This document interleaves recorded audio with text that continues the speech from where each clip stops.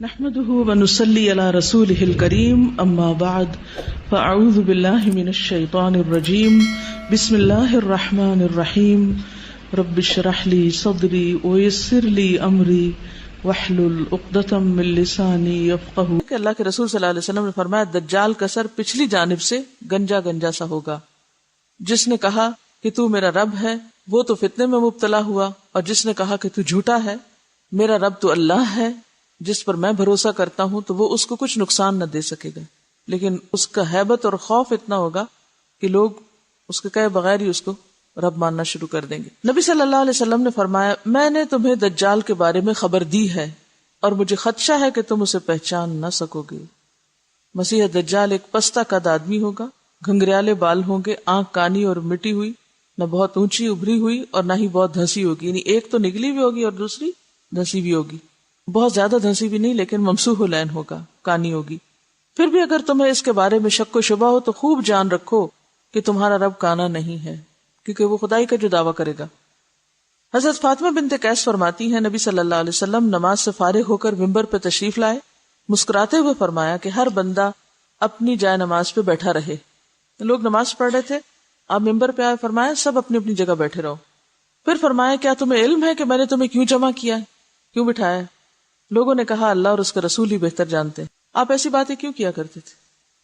تاکہ لوگ متوجہ ہوں اور لوگ بات سنیں اور سمجھیں. آپ نے فرمایا خدا کی قسم میں نے تمہیں ترغیب و ترہیب یعنی واعظ و نصیحت کی باتوں کے لیے اکٹھا نہیں کیا، بلکہ اس لیے جمع کیا ہے کہ تمیم داری جو عیسائی تھا وہ میری بیعت کر کے دائرہ اسلام میں داخل ہو چکا ہے. اس نے مجھے مسیح دجال کے بارے میں ویسی ہی خبر دی ہے جیسے میں تمہیں دیا کرتا ہوں. اس نے کہا وہ لخم اور جزام قبیلے کے 30 لاکھ آدمیوں کے ساتھ بحری جہاز میں سوار تھا کہ مہینہ بھر بحری موجیں ان کی کشتی سے کھیلتی رہیں، حتیٰ کہ ان کی کشتی مغرب کی طرف ایک جزیرے پہ جا لگی. پھر وہ ایک چھوٹی کشتی پہ سوار ہو کر جزیرے میں جا اترے، جہاں انہیں گھنے بالوں والا ایسا جانور ملا جس کے منہ یا دم کی شناخت ناممکن تھی.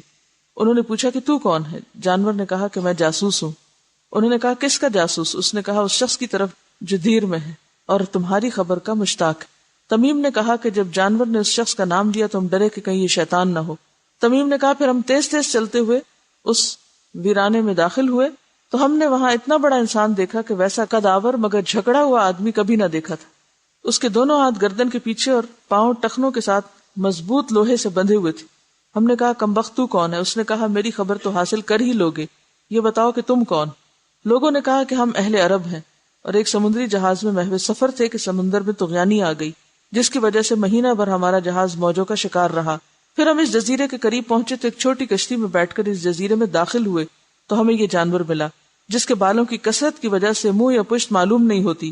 ہم نے اس سے پوچھا کمبخت تو کون ہے؟ اس نے کہا میں جاسوس ہوں، تم اس دیر میں موجودہ آدمی کی طرف چلو، وہ تمہاری خبر کا بڑا مشتاق ہے. تو ہم جلدی سے تمہاری طرف چلے آئے اور ہم تو اس جانور کو شیطان سمجھتے ہیں. دجال نے کہا کہ مجھے بیسان کے نخلستان کی خبر دو. ہم نے کہا اس کی کون سی خبر مطلوب ہے؟ اس نے کہا کیا وہ پھل لاتا ہے؟ ہم نے کہا ہاں. اس نے کہا ان قریب وہ پھلدار نہیں رہے گا. اچھا مجھے بحیرہ تبریہ کی خبر دو، کیا اس میں پانی رواں ہے؟ ہم نے کہا ہاں خوب رواں دواں ہے. اس نے کہا ان قریب وہ خشک ہو جائے گا. اس نے کہا مجھے زغر کی یعنی شام کے ایک علاقے کے چشمے کے بارے میں بتاؤ، کیا اس میں پانی موجود ہے اور کیا لوگ اس کے پانی سے کھیتی باڑی کرتے ہیں؟ ہم نے کہا ہاں اس میں پانی بھی ہے اور لوگ اس کے پاس سے کھیتی باڑی بھی کر رہے ہیں. اس نے کہا مجھے عرب کے نبی کی خبر دو. ہم نے کہا کہ وہ مکہ سے ہجرت کر کے یثرب جا چکا ہے. اس نے کہا کیا اہل عرب نے اس سے لڑائی کی ہے؟ ہم نے کہا ہاں. اس نے کہا پھر نتیجہ کیا رہا؟ ہم نے کہا کہ وہ نبی اپنے گرد و پیش میں غالب آ چکا ہے. اس نے کہا کیا واقعی ایسا ہو چکا؟ ہم نے کہا ہاں. اس نے کہا کہ لوگوں کے لیے اس کی اطاعت ہی بہتر ہے. اور میرے متعلق سنو، میں مسیح دجال ہوں. اب ان قریب مجھے خروج کی اجازت دی جائے گی اور میں 40 دنوں میں پوری روئے زمین کو فتح کر ڈالوں گا. یعنی جب بھی نکلوں گا 40 دنوں میں ساری روئے زمین کو فتح کر لوں گا. البتہ مکہ اور طیبہ یعنی مدینہ مجھ پر حرام کر دیے گئے ہیں. اگر میں اس طرف یعنی مکہ یا مدینہ کا رخ بھی کروں گا تو وہاں تلوار لہراتے فرشتے مجھے روک دیں گے جو وہاں پہرے پر مقرر ہیں، یعنی وہاں میں نہیں جا سکوں گا.